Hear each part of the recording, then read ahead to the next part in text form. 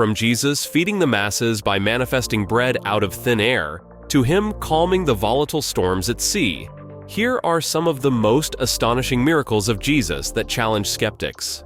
Now, skeptics tend to have a lot to say about the loaves and fish miracle.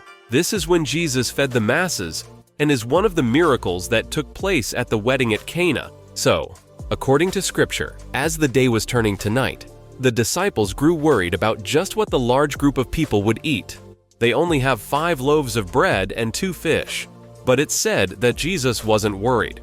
You see, he told the disciples to bring him the food and then to have the people sit on the grass.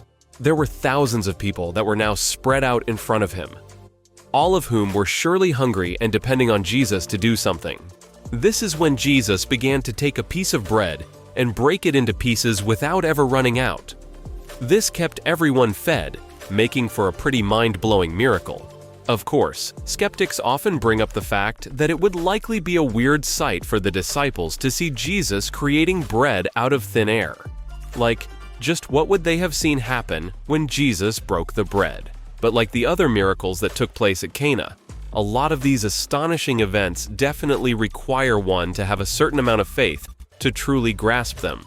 Keep in mind that this isn't the only time Jesus is known to have used his miracles to feed people. However, it is a topic that skeptics frequently raise. But this isn't the only miracle of Jesus that has gotten a ton of attention from people, because the death of Lazarus is also one that is often called into question by skeptics. Now, to truly understand this miracle, you'll have to first see why it's such a significant event in the Bible. Lazarus' death is very deeply intertwined with his relationship with Jesus. You see, he was a beloved friend of Jesus, and after Lazarus fell ill, his sisters, Mary and Martha, began getting worried for his life. They knew Jesus had the capability of carrying out miracles, so they sought Jesus' help in finding a cure for their brother. But by the time Jesus arrived, Lazarus had already died and had been buried for 4 days. This is when Jesus carries out the miracle, bringing Lazarus back to life straight from his grave. It's without a doubt a scene that's incredibly stunning and one that has the potential to move anyone who reads about it. But skeptics, as always, still have their doubts about the whole thing. Even the religious leaders of the time were surprised and disturbed by this miracle. For one, it meant that Jesus' growing popularity could come as a threat to their own power. Many of them also feared that the powers could lead to a rebellion from the people since Jesus was clearly taking a stab at their authority and status. This skepticism then led to direct opposition to Jesus from the religious leaders at the time. In their minds, their own control over power and influence was the only thing that truly mattered, even if it meant denying miracles that had been taking place in front of them in broad daylight. This tradition of skepticism by people who were blinded by their own hunger for power or insecurities is something that continues to this day.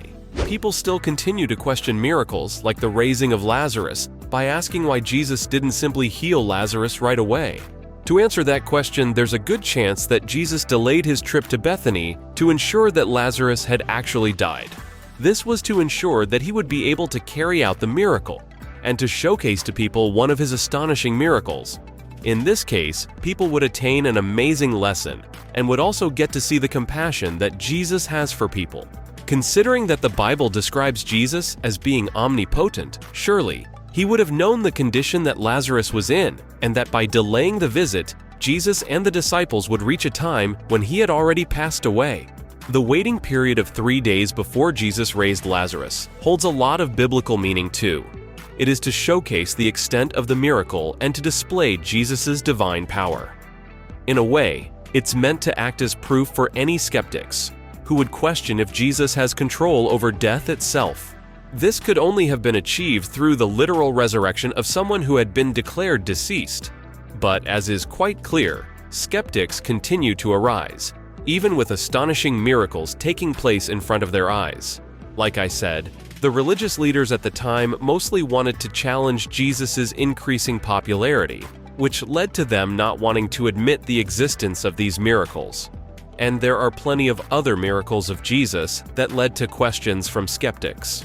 Another miracle that is frequently called into question by skeptics is when Jesus healed the deaf and mute man of Decapolis. According to the Gospel of Mark, when Jesus entered the region of Decapolis, people brought him a man who couldn't hear and barely talked.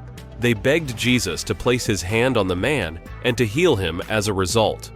As expected, Jesus conducts yet another miracle here, healing the man and giving him the ability to once again hear the world and speak. Many people view the miracle through a modern lens and question whether something of this nature would be possible through science. While some technology has been developed that can help people who are hard of hearing, it's clear that when discussing Jesus and his miracles, you have to view things from a mindset that goes beyond science and worldly knowledge.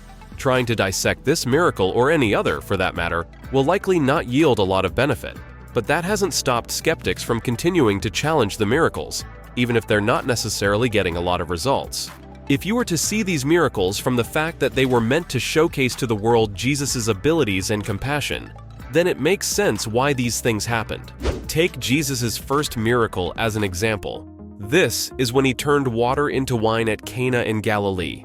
Many consider this to be one of the most interesting miracles that Jesus has done. The entire event has led to a lot of speculation from skeptics who wonder about the logistical possibility of something like this occurring. So after the wine at the wedding that Jesus and Mary were attending had run out, Jesus decided to ask the servants to fill the jugs with water. While he was hesitant at first, he ultimately went through it. Skeptics often question why this miracle took place at all and what lesson could possibly be learned from it. After all, replenishing the wine at a wedding can't really point toward a deeper biblical meaning, right? Well, the truth is that there are certainly lessons that this lesson, like many others, attempts to teach people.